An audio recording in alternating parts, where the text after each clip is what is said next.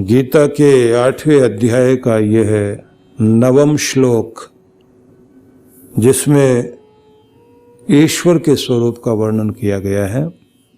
आइए इस पर आज हम चिंतन मनन करें। भगवान श्री कृष्ण कह रहे हैं, कविम पुराणम अनुशासितारम रणोरणीयांसम अनुस्मरेत यह सर्वस्य धातारम अचिंत्य रूपम आदित्य वर्णम तमस परस्तात। सबसे पहला शब्द कहा कविम पुराणम अनुशासितारम। ईश्वर कवि क्रांतदर्शी सर्वज्ञ है, पुराणम, और वह सनातन है, अनादि है।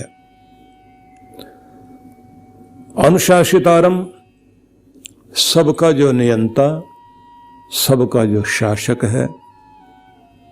अणुअणियांसम, सूक्ष्म से भी अति सूक्ष्म जो है। सर्वस्य धातारम, सबको धारण करने वाला, पोषण करने वाला, पालने वाला। अचिंत्य रूपम, और जो चिंतन कल्पना से भी परे है। आदित्य वर्णम तमस परस्तात, समस्त अंधेरों से परे, अज्ञान से परे, जो एकमात्र प्रकाश स्वरूप ज्ञान स्वरूप है, ऐसे परमेश्वर का जो चिंतन करता है, ऐसा व्यक्ति अगले श्लोक में कहा गया है, प्रयाण काले मनसा चलेन भक्त्या युक्तो योग बलेन चैव भ्रुवोर मध्य प्राणम आवेश्य सम्यक सह तम परम पुरुषम उपैति दिव्यम।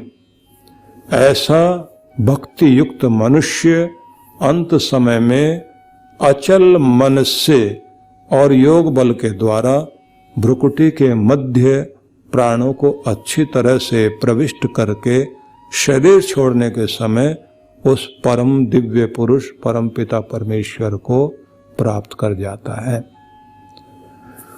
तो चर्चा वही चल रही है कि अंतिम समय में किस प्रकार से व्यक्ति अपने आप को ईश्वर को अर्पण करे और अपने जन्म को कैसे सुधारे।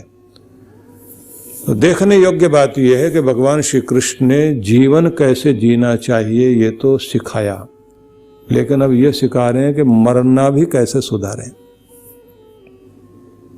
हालांकि आदमी को मरने वाली बातें नहीं समझ में आती, जीने वाली तो समझ में आती है। इसलिए जन्मदिन मनाते समय तो बहुत आनंद आता है, और अगर कोई ऐसे मौके पर कोई और बात ऐसी बोल दे जिसमें मृत्यु की बात याद आ रही हो, तो लोग उसको अपशगुन समझते हैं। और कुछ लोगों की आदत भी होती है। हमारे एक सज्जन थे पंडित रुद्रदत्त शास्त्री, वो उत्तराखंड में है, अब तो वो स्थान जहाँ वो रहते थे। उन बेचारों को अपनी पता नहीं ध्यान कहाँ रहता था, तो किसी ने अगर आकर के कहा, पंडित जी महाराज हमारे घर में जो है ना बेटे ने जन्म लिया। अरे अरे अरे हो कब कब कब, कैसे हुआ क्या हुआ भाई? अच्छा नहीं, जन्म हुआ ना, ये तो अच्छी बात है। हाँ बधाई बधाई बधाई बधाई। और जैसे कोई आके कहता था कि फलाने की मौत हो गई, हमारे चाचा जी मर गए। अच्छा मर गया, अच्छा ठीक, हाँ मर गया। हो अच्छा, ये तो हाँ बुरी बात है, दुख की बात है ना। हाँ चलो हो हाँ, बड़ा दुख हुआ भाई, बड़ा दुख हुआ। तो उनके घर के लोग उनका घुटना दबाते थे कि भाई आप समझ तो लो आप क्या बोल रहे हैं। तो वो कहते थे सब एक ही तो बात होती है, आदमी आया है तो जाएगा भी। बोले अभी आया ही है, आप तो जाने की बात कर रहे हो। आदमी, जो लोग वहाँ बधाई देने के लिए कि हमारा बेटा हुआ, बधाई देने के लिए आए हैं, लड्डू लेके आए हैं, और जब वो ऐसे व्यवहार करते थे, हम लोग भी उनके पास में कभी कभी जब देखते थे तो वहाँ तो हम लोग भी सीरियस रहते थे, बाद में जाके फिर उनका उसी तरह से हम लोग भी उसी आवाज़ में बोलते थे, बच्चे बच्चे इकट्ठे होके। तो बुजुर्ग लोग कोई सुन लेते थे तो वो लोग हंसते थे, बोले ये तुम क्या कर रहे हो? हम कहते थे अभी पंडित जी से सीख के आए हैं, वो ऐसे ऐसे बोलते हैं। तो कुछ लोगों को विचित्र स्वभाव होता है कि उन्हें दिमाग कहीं होता है, ध्यान कहीं होता है और बात कहीं कर रहे होते हैं। लेकिन ये बात भी अपनी जगह सत्य है कि जितना सत्य जीवन प्राप्त करना है, दुनिया में आना सत्य है, उतना ही सत्य इस दुनिया से जाना भी है। और जिस व्यक्ति को आना याद है और जाना याद नहीं है, तो वो ऐसे व्यवहार करता है जैसे कोई व्यक्ति ट्रेन में बैठा हो और कपड़ा रख कर के सीट पर और रुमाल रख कर के कहे कि ये सीट मेरी है, मैं अभी आता हूँ, और कोई उस जगह बैठ जाए, रुमाल उठा के बैठ जाए, तो आदमी क्या कहता है? सीट मेरी, मेरा रुमाल रखा हुआ था यहाँ। कब्जा जमाने की कोशिश करता है व्यक्ति। जिस व्यक्ति को ये लगता है कि थोड़ी देर के बाद तो उतरना ही है, तो कोई बात नहीं, ये बैठ गया तो हम भी सरक कर बैठ सकते हैं, झगड़ा आपस में न किया जाए, तो वही लोग ऐसा करेंगे जिनको ये पता है कि थोड़ी देर की यात्रा है, आपस में हंस बोल करके चलें, कलह कलेश न करें। जिन लोगों का ध्यान जो है, मैं बैठा हूँ तो चीज़ मेरी है और मैं कैसे किसी को बैठने दूंगा, तो झगड़े शुरू हो जाते हैं। इसलिए अनेक महान पुरुषों ने ये कहा कि आपको ये तो याद रहना ही चाहिए कि जन्म हुआ है, किस लिए हुआ ये भी याद रहना चाहिए, कब तक दुनिया में ये भी याद रहना चाहिए, और वापस भी जाओगे तो ये पहले याद रहना चाहिए। तो तुम्हारा व्यवहार जो है दुनिया में बदलेगा। तो इसलिए कृष्ण भगवान ने सबसे पहले तो ये सिखाया कि दुनिया में कैसे जीना है, संघर्ष कैसे करना है, लेकिन साथ में ये भी बताया कि अपने मरण को कैसे सुधारना है। इसमें उन्होंने एक बात पर बड़ा बल दिया है कि आप अपने ध्यान को, योग को साधें, और साधते हुए हर दिन इस तरह जिए कि तुम्हारे जीवनचर्या में, तुम्हारे कार्यों में तुम्हारा ध्यान तुम्हारी शक्ति बने। लेकिन वही ध्यान जो है तुम्हें आगे जा कर के शरीर से मुक्त होते समय मुक्ति भी दिला सके। लेकिन जब आप उस स्थिति में जाएं तो कहते हैं अपने ध्यान अभ्यास में किस चीज पर बल देना है कि भगवान के स्वरूप को समझो। भगवान का स्वरूप क्या है? कि भगवान वह है जो सर्वव्यापी सत्ता है, सब जगह मौजूद है। कविम वह क्रांतदर्शी, मतलब सर्वज्ञ, अंतर्यामी, सब कुछ जानने वाला, जो हमारे अंदर बाहर सब कुछ जानता है, वह है परमेश्वर। पुराणम और पुरातन, पुरातन से मतलब है सनातन, जो सदा से है, अनादि है, जिससे पहले कोई नहीं था, जो सबसे पहले वही है, और सबका आदि रूप भी वही है। साथ में कहा सबका नियंता, नियंत्रण रखने वाला, सबको अपने वश में रखने वाला, सबको कंट्रोल में रखने वाला परमात्मा ही है। इसलिए दुनिया में कितने लोग आए और कितने कहाँ बसे हुए हैं, कितने समय तक बसे हुए हैं, सारा हिसाब किताब भगवान के पास है। और जैसे कहा जाएगा कि मकान खाली करो तो छोड़ के जाना पड़ेगा, और आदमी आसानी से तो छोड़ता नहीं। तो भगवान ऐसा छुड़ाते हैं हर एक से कि जैसे आखिर में किसी से चार्ज लिया जाता है ना, तो एक एक चीज गिनवाई जाती है। हमने तुम्हें ये भी दिया था, ये भी दिया था, ये भी दिया था, तो उस सब को दिखाओ कौन सी चीज तुम्हारे पास में जो दी गई थी वो कहाँ है। रजिस्टर के हिसाब से सारा पूछा जाएगा, ये दिया था, ये भी छोड़ो, ये भी छोड़ो, वापस करो, हर चीज वापस कराई जाती। और आखिर का हाल ये होता है, व्यक्ति के शरीर पर जो बढ़िया बढ़िया कपड़े पहन रखे थे ना, वो कोट वोट भी उतरवा लेते हैं यही। वो सफारी सूट पहन रखा था ना, वो भी कहते हैं उतार। फिर महाराज कौन सी ड्रेस मिलेगी? बोले नहीं देंगे तुम्हें।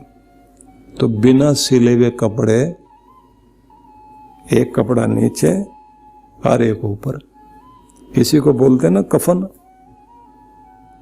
दुनिया में खूब कमाया, क्या हीरे क्या मोती, पर क्या करें यारो, कफन में जेब नहीं होती। इसलिए किसी की जेब साथ है ही नहीं, साथ लेके जा भी नहीं सकता। इसलिए भगवान को कहा गया कि आखिर में जो चार्ज लेता है वह सबको छुड़ा देता है। और मृत्यु को यम कहा गया कि मृत्यु जो है यम रूप लेकर के आखिर में आता है, तो वो यमन करता है, नियम के अनुसार सब चीजें छुड़ा देता है। और ऐसे छुड़ा देता है कि कोई चीज पास नहीं है। कमाल तो ये है कि आदमी तलाशी देते देते आखिर में हाथ ऐसे कर देता है, देखो मैं कुछ नहीं ले जा रहा हूं, नहीं ले जा रहा हूं, ऐसे खुले हुए हाथ है, मुंह भी खुला रह गया। कि ये जीवन का अंतिम भाग है, सबको देता है भगवान और सब कुछ छुड़ा देता है। मकान, दुकान, जमीन, जायदाद सब पीछे छूट गई, जाने वाला चला गया। नाम लिखा हुआ बोर्ड पर, घर के बाहर जो है एक नेम प्लेट है, फलाने साहब यहां रहते थे। और कमाल ये है कि आंख बंद होते ही हर चीज जो उसकी थी पराई हो जाएगी, दूसरे ले लेंगे। कोई भी चीज किसी की भी उसकी रहती ही नहीं। था बेचारा, कोई रहता था यहां, मालिक था, अब कोई मालिक नहीं। वो देह भी यहीं छोड़कर जाता है जो उसने, जिसमें उसकी का जीवन चलता था, जो उसकी पहचान थी। इसलिए कहा गया है कि जैसे भगवान देता है वैसे वापस लेता है, वो सबका शासक है और इतना जबरदस्त है, सब कंट्रोल में रखता है। अनुशासितारम, शासक है और ऐसा शासक जबरदस्त कि हर चीज उसके कंट्रोल में है, कोई चीज उसके कंट्रोल से बाहर नहीं जा सकती। एक बाबा जी थे, तो उन्होंने पुस्तक लिखी, डरो, वो बड़ा जबरदस्त है। बस ये शीर्षक दिया कि जिसे प्यार करते हो, जिसका नाम जपते हो, डरो, वो बड़ा जबरदस्त है। हम लोग छोटे थे तो उनके प्रवचन भी सुने, उनकी पुस्तक पढ़ी, तो उन्होंने लिखा हुआ था कि वो इतना शक्तिशाली है कि उसकी शक्ति के सामने कहीं पर भी कोई ठहरता ही नहीं। हल्की सी हवा उसकी तेज हो जाए, हवा तेज हो जाए तो आदमी कहां तिनके की तरह उड़ता है। दिल्ली में एक बार यहां पर एक चक्रवात आया, यूनिवर्सिटी की एक दीवार उड़ गई पूरी की पूरी। एक जो है बहुत पुराना पेड़ था, तो वो जड़ से उखड़ गया और उसके पास में एक छोटा सा पौधा था, वो आराम से हरा भरा ऐसे ही खड़ा हुआ, उसका कुछ नहीं बिगाड़ा उसने। हो सकता है ये कह दिया तू छोटा है, तुझे क्या कहना है, लड़ना है तो बड़े से लड़ना है। असली बात तो ये है कि वो बेचारा झुक गया, अकड़ा हुआ जो है तोड़ के चला गया, इतना बड़ा। और एक स्कूटर उड़ के एक के चलती हुई बस के खिड़की से आधा अंदर घुस गया और आदमी पता नहीं कहां गया होगा। एक छोटी सी हवा की बात बता रहा हूं मैं।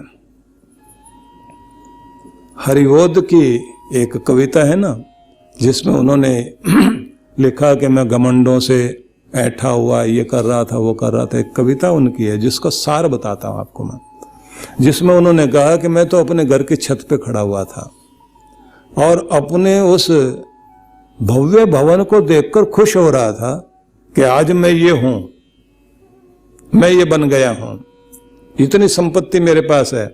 और उसी समय में हवा तेज चली और एक हल्का सा कण आकर आंख में गिरा, तिनका, और मैं वहीं बैठ गया। अब घर वालों को आवाज देता हूं, नौकर आते हैं भागते हुए, कोई घी डाल रहा है, कोई उसमें जो कपड़ा लगा के साफ करने की कोशिश कर रहा है कि मैं बेचैन, जब वो आंख से तिनका निकला उसके बाद चैन मिला। अब फिर मैं वहीं छत पर बैठा हूं और हाथ में कागज है, ये लिख रहा हूं। और क्या लिखते हैं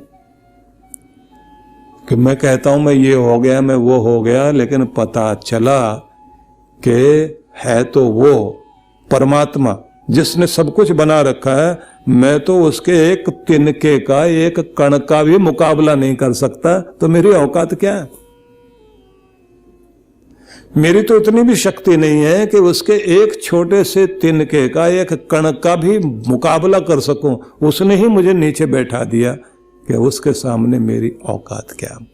इसलिए कहा गया है भगवान सबका शासक, सबसे बड़ा और इतना सूक्ष्म है कि सबके अंदर विराजमान है।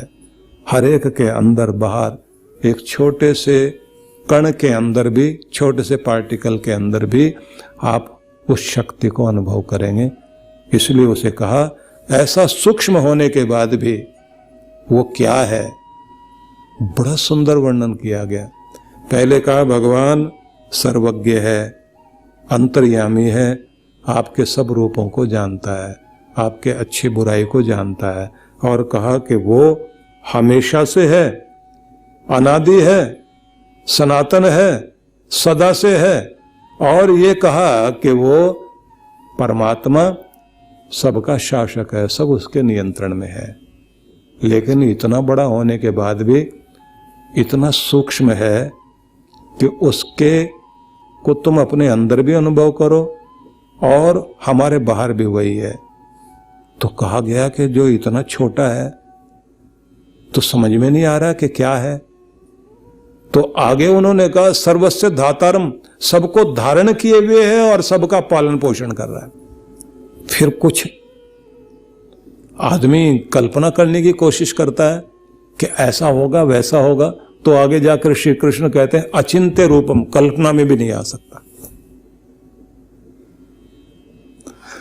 तुम विचार भी नहीं कर सकते कि क्या शक्ति है वो। तो पूछा कि फिर कुछ तो बताओ कि कैसा होगा।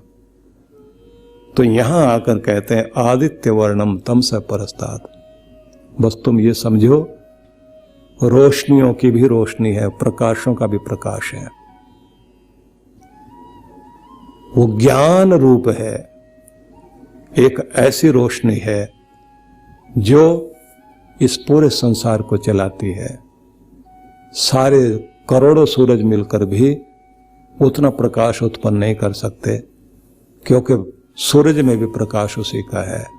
तो ऐसा अकल्पनीय, अचिंतनीय, तुम तो बस यही जानो मेरा परमेश्वर अंतर्यामी, सब कुछ जानने वाला, और वह सदा से है, सदा था, सदा रहेगा, सबको अपने अंतर में धारण किए हुए है, सूक्ष्म से भी सूक्ष्म है, सबका पालन पोषण करने वाला वही है।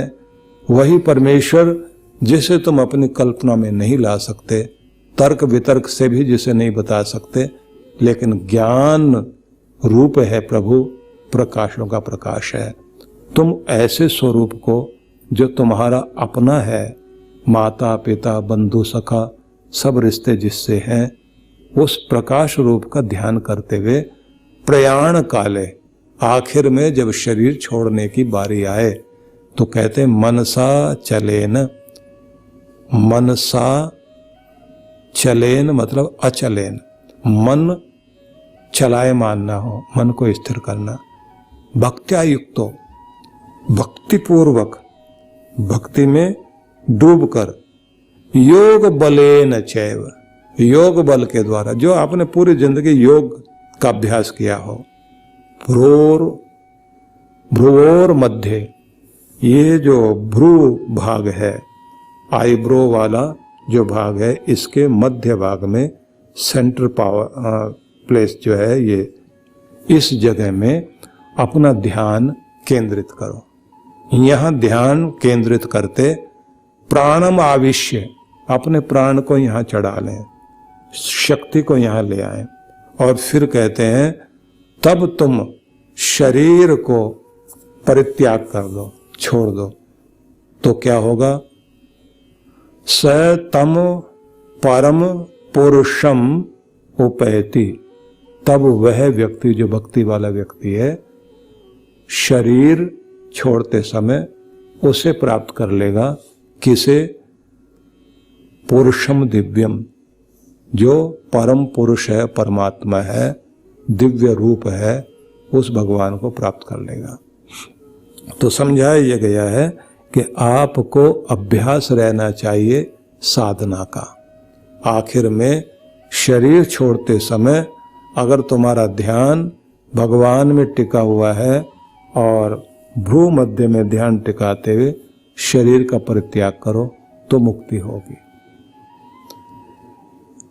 तो मुक्ति के लिए कुछ चीजें बड़ी अद्भुत बताई हैं।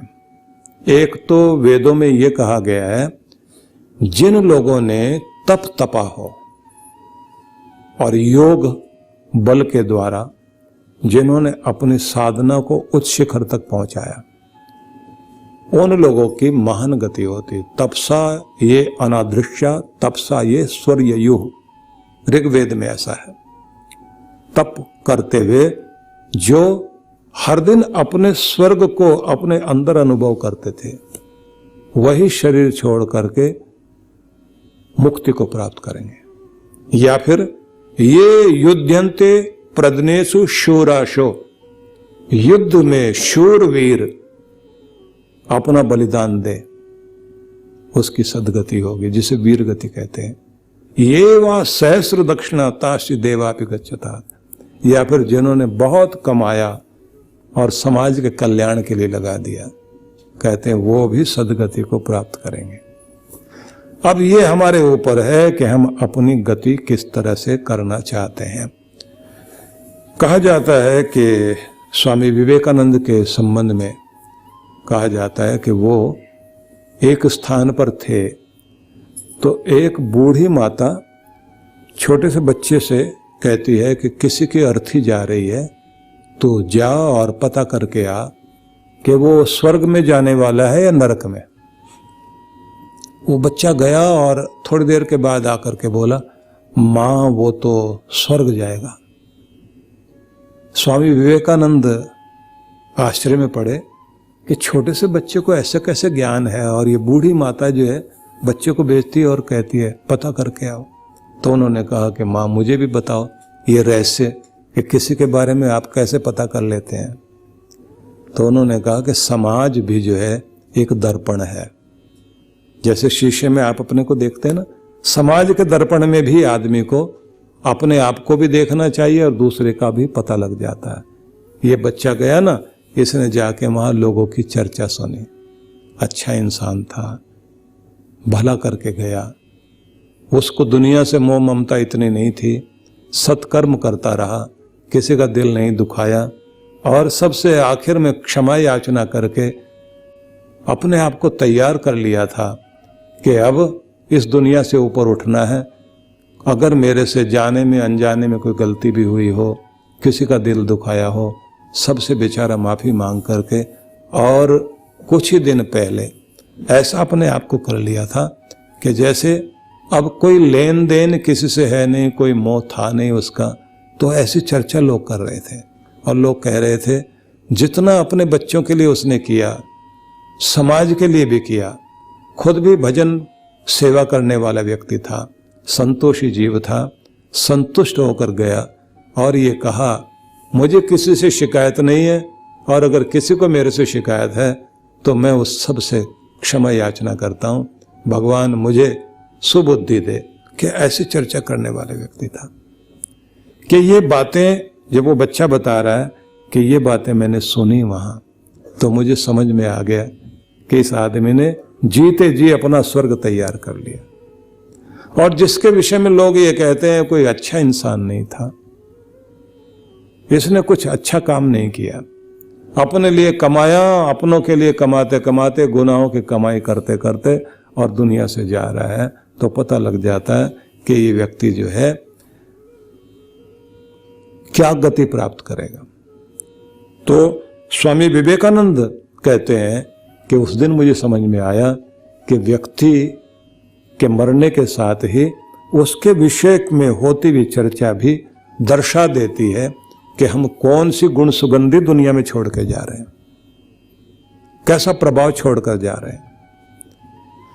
इसलिए हर एक व्यक्ति को अपने कर्म के द्वारा अपनी गति प्राप्त होती है, लेकिन फिर भी ये कहा गया है कि अभ्यास ऐसा करके रखना चाहिए कि शरीर छूटने की जब दशा आए तो हर दिन भगवान से संबंध जोड़ने की आदत तो बनाए रखनी चाहिए।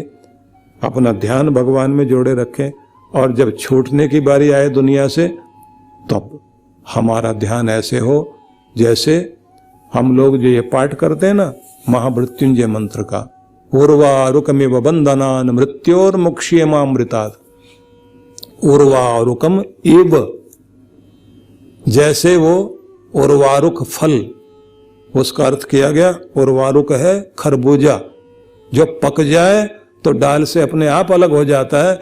ऐसे ही हम लोग भी इस दुनिया में पकें और डाल से छूट जाएं, मतलब दुनिया से पृथक हो जाएं, कच्ची अवस्था में दुनिया से न जाएं, ज्ञान से, अनुभव से, विचारों से परिपक्व होकर दुनिया से मुक्त होकर जाएं।